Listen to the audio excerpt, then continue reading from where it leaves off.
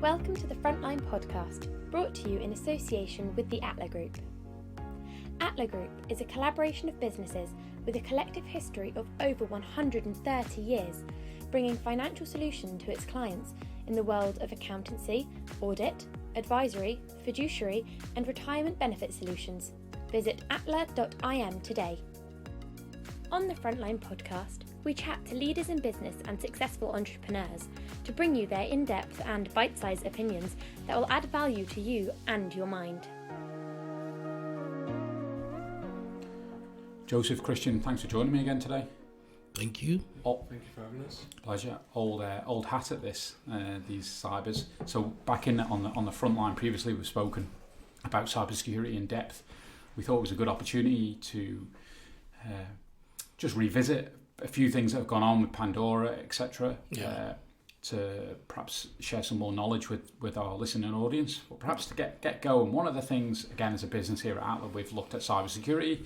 Obviously, you guys have helped us a lot in that area. One of the things for any financial institution, and you look recently, there was a local firm that was fined for certain issues within the business, and one of them was around its tech risk assessments. So financial industries need to complete them, and that's a challenge. It's another exercise, and cyber obviously fits closely into that. I think, and speaking as someone in the industry, that when you look at costs, you want to pay the cost you have to pay, and any other costs that aren't regulatory or a requirement, it's easy to overlook them. And I imagine for you guys that's a challenge to educate the industry that this is maybe a cost you have to incur today, but it's probably a cheaper cost today than a cost down the road if there's a problem. Is that something you encounter? Absolutely, yes. Risk assessment is a very important part of what we do, and there are two levels to it. The first one is the business risk, which a lot of companies are familiar with. Many companies know their compliance risk, they know the marketing, sales and everything. But in terms of the IT operational risk, and that is where there's a lot of gaps.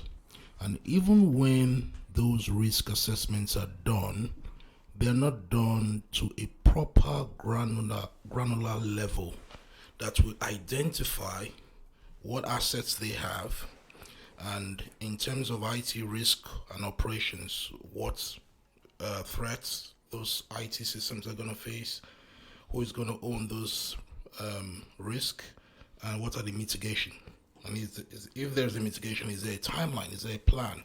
So those are the kind of gaps we found existing in most organizations, and the only way to solve that is to have a deep insight, deep review of those IT risk, taken more seriously.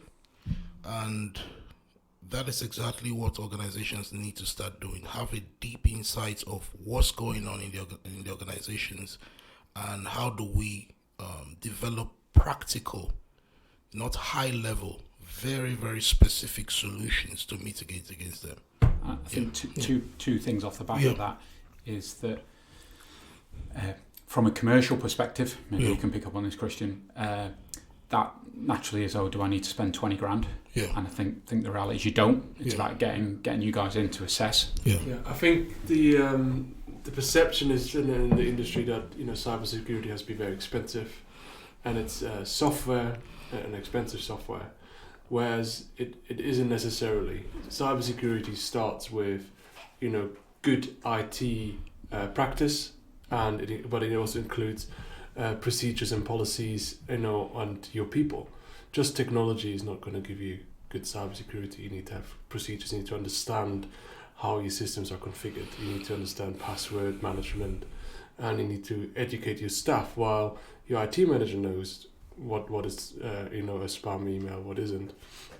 Some other people, admin people, wouldn't know, and if they click on it, the damage is the same, than when some senior person clicks on it. So it needs to be a holistic approach, to be proactive, and that doesn't necessarily have to be expensive. Yeah, okay. And that holistic approach, I guess, is also then just that overview, and then it's not necessarily having to implement everything immediately, is it? It's just reviewing those, what do we urgently need to address, and what other ones can we risk manage from there onwards. Yeah, it's a lot of risk management and mitigation, so understanding the risk first, like Joseph said, and then from then on you make an informed decision. I mitigate this. I need to do this, or I don't need to address this.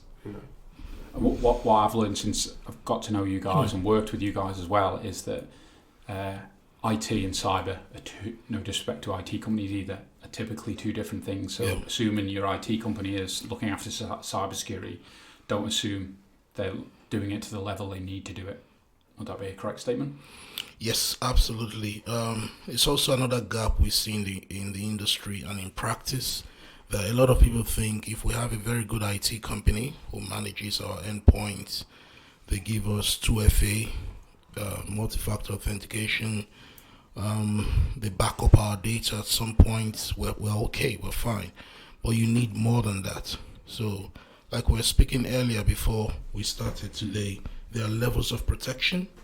So the basic level of protection is essentially what most attackers use to get into systems, like vulnerability management. When last did you patch these vulnerabilities? Every day there is one vulnerability or the other. So in our organization, we are very, very active with threat hunting. So this is where we actually look for these vulnerabilities even before they are announced, even before they are released. How do you do that? It means you have to do a lot of reverse engineering, a lot of internal security audits. So it's important that organizations know that there are levels of protection. Some protection require just the professional services where you do, monthly or quarterly security audits, write a report, or you want to do continuous monitoring, involve a SOC, a Security Operations Center, where we start correlating security events and giving the clients security intelligence, that continuous level, deep level. Again, that falls back to what's the outcome of the risk assessment? Was it properly done? And then quantified, Recently in the board meeting, we were talking about how do we quantify risk. Most of the risk assessments are qualitative.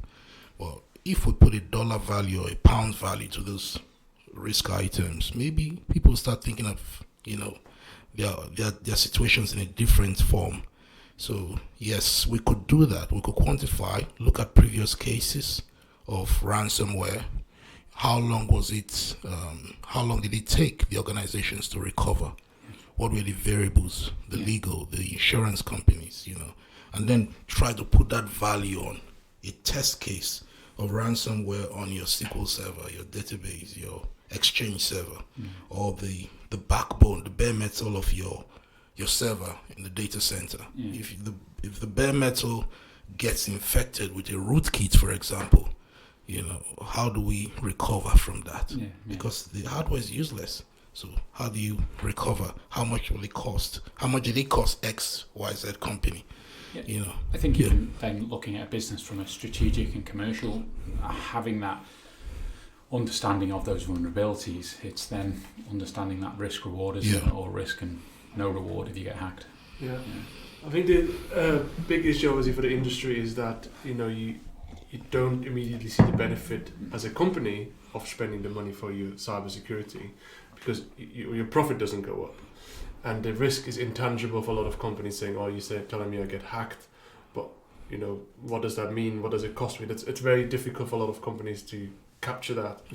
And so for us, our challenge is to kind of quantify that. Okay, saying your data will be down for weeks, months even. You won't be able to do your financials. You won't be able to report to the regulator.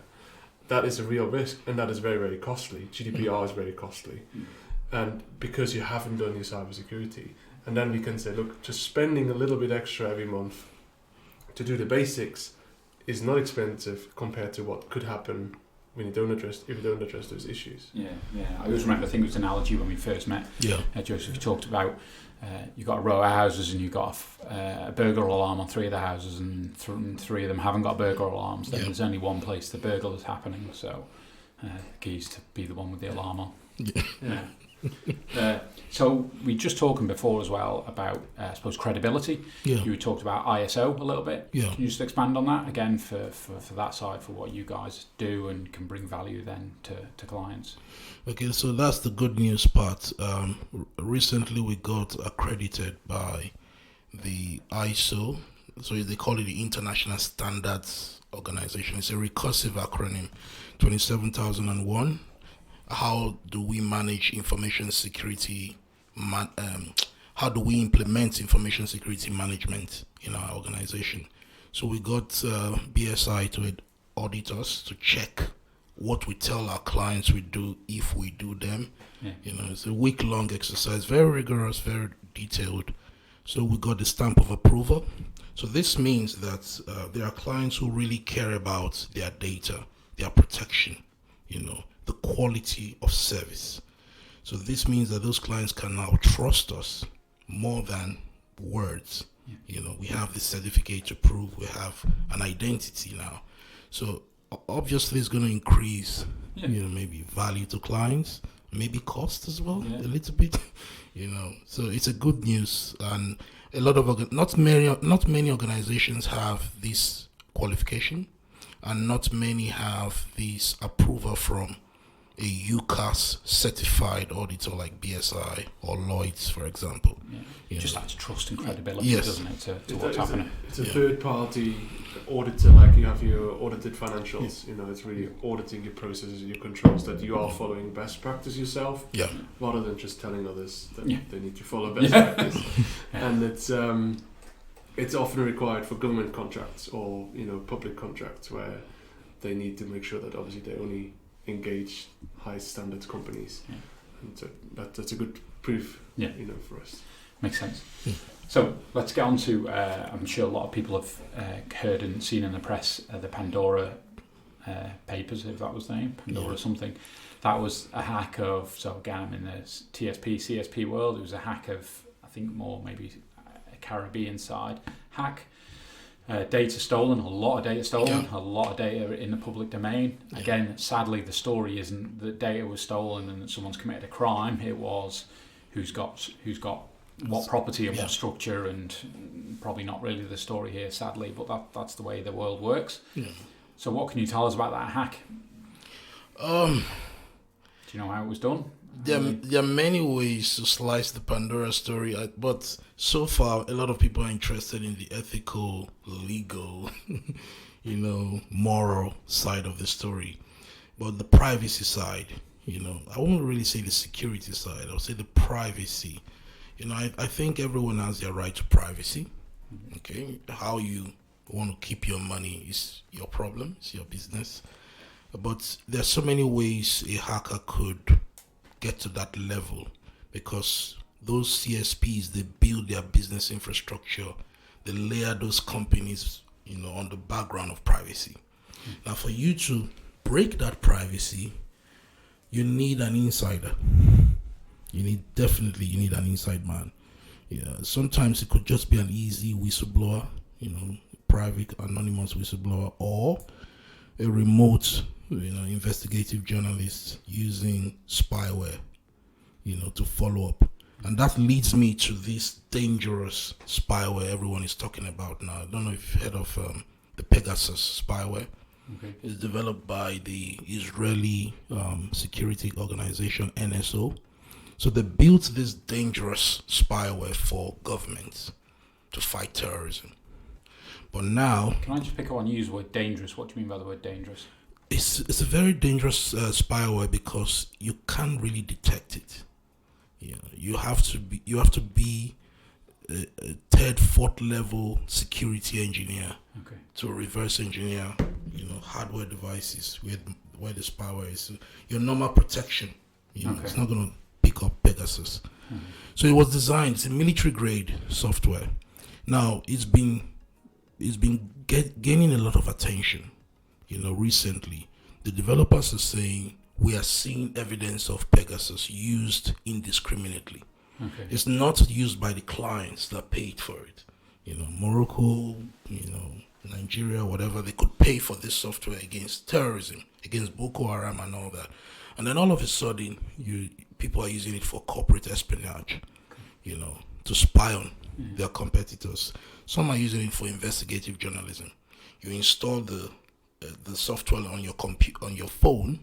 Actually, it can be implemented on any phone, and then it's remote calls. It tells the attacker, what you're using, your call logs. It could be Pegasus could be listening to us right now, and we don't know about it. There's no indication. There's no obvious indication of compromise, from the end user standpoint. Edward Snowden, in his recent podcast, he was saying that the best way is to turn off your camera on your phone, disable the camera function. But that will not work. Okay. Wow. Because Pegasus, it's beyond camera. Your keystrokes. I've seen a lot of people, especially the non-tech savvies, using their phones for corporate email access. So while you're typing in your passwords or your cookies, if you don't use passwords, if you're using sessions and all that, Pegasus picks everything. Yeah, remote call. So it's a big problem that even if you reformat your phone, Pegasus still lives on your phone. Wow. Okay. So it's at the root level, at the kernel level of your phone. And it's the biggest problem now. So that's one of the ways such level of espionage can take place, Pandora, because these companies really go out of their way to maintain privacy. You want to buy a company or you want to buy a business, there are layers and chains upon trusts and holding companies and trustees and everything that have to take place to make you invincible. How do you get through? So that level of sophistication, that level of exposure has to be really done by people who really know what they're doing. From your perspective, then, as a cybersecurity firm, how do you see the future of you combating that? How do you talk about it being really hard to detect on a system, on a phone? How are you or will you be able to combat it? So the challenge is the victims of this privacy breach, like the guys who were exposed, they potentially take their security seriously. Okay, they are very private. Like you said, they use the notebook, physical copies for their diary, their ledger, and all that. But then again, you give this data to a CSP in somewhere like Samoa, for example. Now, how does the guys in Samoa take data protection and privacy? So your security is only as good as the person giving you a service.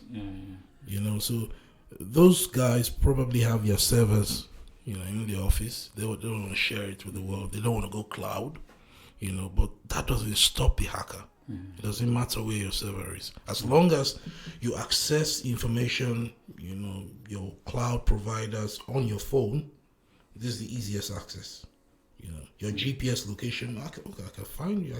I could build an intelligence, a threat map or a location map of your provider, your service provider. They're going to put their details on their website. I'm going to find them somehow, So it's a challenge for the victims because they try to protect themselves. They try to keep themselves private, but the leak is not from them. Right. The leak is now the CSP. I think it increasingly raises awareness that obviously these billionaires that got exposed, or the politicians, they didn't necessarily do anything wrong. And I remember the last papers, the Panama Papers also, there was a lot of news, but actually there was very little malpractice. A lot of these things, most of these things were actually legal. Everything was there. But these billionaires, obviously, and the politicians, they will have a lot of backlash. They have negative news to deal with, which they didn't want. That's why they trusted the service provider to take care of that. And they increasingly will ask for, how do you protect my data? Do you take this seriously? Because I don't want to be in the news again next year when there's a next leak somewhere. I want to make sure that my data is not out there. I keep them private for a reason. And some of these people are obviously very private by nature anyway, and they didn't want anyone to know what they have and what they do. And so I think increasingly it raises awareness of, you need to take this seriously. Yeah, I suppose, and again, as a CSP, TSP, it's value add for the client. It's having that conversation with the client to say, not only can I provide the services you want, but there's the added value of the tech, the risk assessment, the protection of their data. Yeah, if I'll add there, if you check out most of these CSPs' websites and the trust protection and all that, the part of their ethos isn't really cybersecurity or data protection. It's something that is probably an afterthought, or by default, maybe a psychological contract. Don't tell anybody about this. Okay, we'll have an understanding. So maybe they probably need to start changing, the service offering, including cybersecurity, data protection, kind of stuff. Because, like I said, it's a moral, ethical, somewhat legal, gray area legal issue, depending on who the victim was. Yeah. And do you know that on the Pandora how that hack happened? Is the news out there? Has it ever been? If I was the leaker, let me reverse engineer. Okay. I will make sure that information is private. Yeah. Okay. Yeah. It's kind of hypocritic. They don't want you to know who they are.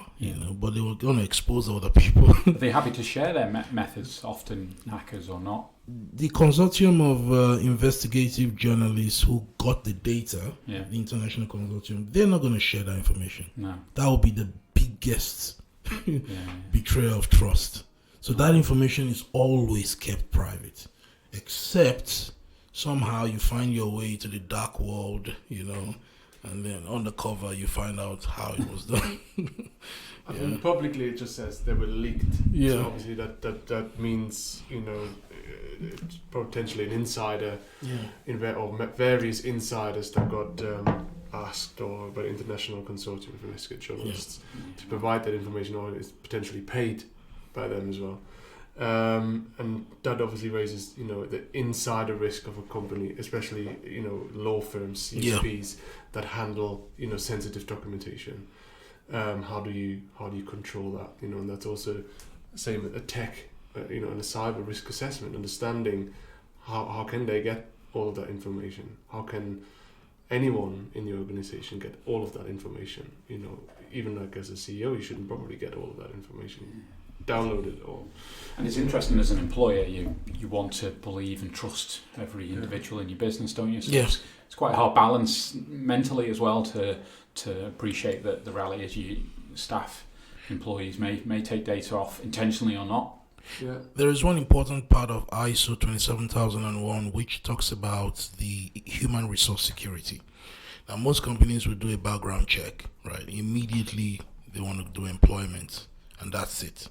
They never revisit the checks. They never review, maybe based on their risk appetite. But there are some companies, like the company affected, Asia City Trust, such organizations with high net worth individuals, PEPs and all that. You potentially need to do a review of background checks. Who are these people becoming in the organization? Some of the most aware companies, industries are gaming or e-gaming, and they do regular checks on their employees. Some of those gaming firms are actually making sure that they don't have any other interests in other gaming companies, for example, to make sure that they don't steal code or don't steal, because these industries are aware that IP is their value, whereas historically, obviously, CSPs and law firms, they think of them as documents, whereas it's now a digital form of a document, so it is really a digital issue. It's an IP issue, and this is so and a lot of companies think of GDPR as I need to make sure I delete personal information from my files from staff members that have left or clients that have left, but they don't necessarily think of GDPR as in if I get hacked, that's also a GDPR issue, and they don't protect from that risk necessarily. They think of I need to make sure I delete that CV of mine or the passport, rather than what if someone gets that passport. Yeah, very interesting. So moving on to maybe cyber in general, security, what are you seeing at the moment? What do you see for 2022? 2022, we're probably going to see, and this is a big probability, the explosion of things like blockchain security. It's no longer an emerging market. It is the major market right now. The market share is competing with regular stocks, with ETFs, index funds. So imagine the last quarter, there was huge amounts made from just security audits of blockchain smart contracts. A lot of companies are going to go into that sector. And from these leaks, a lot of companies, okay, let me go into the blockchain. Let's see how we could put the wealth in the blockchain, instead of real estate and all that, to further conceal and keep that anonymity and all that. So we're going to see an explosion in security of blockchains and smart contracts. Yeah. So that's the auditing process of that blockchain. Yeah. Okay. And is that a regulated space in regard to, so if a firm was asked to audit a blockchain, and its code, is the regulation around them, much like you talk about ISO there, if someone's auditing a blockchain, is that? Right now, regulators are struggling to, first of all, understand, the blockchain itself. But the only thing that is easy for regulators now is the applications of it. So if the application of the blockchain falls in esports or gaming, so the regulation of gaming will cover that blockchain gaming. So that's the boundary for now. Nobody's going to ask you too much about what you're doing with blockchain mining, because it's a concept people don't understand. I was just going to ask what that was. Yeah. So like if somebody says, I'm going to set up a mining blockchain company, for example, El Salvador wants to build a blockchain city next year, and they're going to use mining. So they'll use renewable energy from the city to power blockchain mining to increase their crypto base. So how do you regulate the outcome from that? How do you regulate the income and the profit? How do you measure it? So yes, I think another trend we'll see is more regulators employing crypto experts. A lot of crypto experts to help them, get up to speed. It feels like those two worlds are colliding of crypto and blockchain, and I suppose inevitably, because it's computer based, that it's interacting with cyber. Yes, we're going to see a lot of that. A lot of regulators trying to, let's try and understand what trading is, for example, what crypto trading is, how do you measure profits? All these things are very hard to measure. And then when you try to understand them, there's so many layers of complexity. You can't really keep track of it. So where they're going now is, let's clamp down on the exchanges. So anyone who provides an exchange platform, Binance keeps telling me, submit your data for KYC, else we're going to block you from, which I get that email all the time. So now that's the regulators talking through Binance to me. So that's what they understand. So what if people say, let's to hell with Binance, let's go to decentralized exchange where nobody can track. So how do you track that? There's nobody who's going to chase you for KYC on a decentralized platform. So I think, yes, there's security problems as well. You could, lose your money there. So there will be a lot of development around crypto security, because I see a massive adoption next year. I think for the time being, the regulators struggle with crypto as and blockchain, and so their approach for the FSA and the Gaming Supervision Commission, for example, their approach is from the traditional world, saying, you want to provide a financial service or a gaming service, then you have to follow these rules, and you have to do a tech assessment, and to make sure that your blockchain is in your control or something. But they're not necessarily coming from the blockchain or the crypto approach and saying, is the code, is that solution you have, is that secure? Because they don't know, they don't understand. They come from the other side. You want to have an exchange? You need to follow KYC procedures like every other bank or any other traditional exchange. But not from a blockchain level. And I think we need to get to that level. And increasingly, I think they will have to. I imagine they're going to be growing pains in the industry for a long period of time. Because I do always think about, when you talk about a decentralized exchange and it's peer-to-peer, how my mind thinks how you could even regulate that from an external point of view. You and I decide on a transaction. How can an oversight regulator have any? You can't regulate that.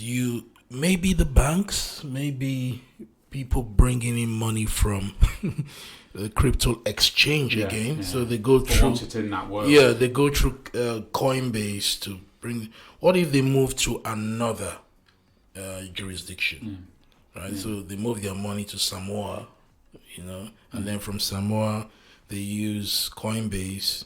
Coinbase will use Clearbank to move it to another bank account you want in Samoa with less regulation. So you can always dodge the banking side of things. But I don't think the real big players are interested in dodging regulators. No. Maybe the miners, maybe the kids, in their mom's basement trading. They don't want regulation, I know. But the big players, the companies, we want to be regulated. Tell us what to do. What do you need? We'll supply you the KYC documents. They're not trying to dodge regulation.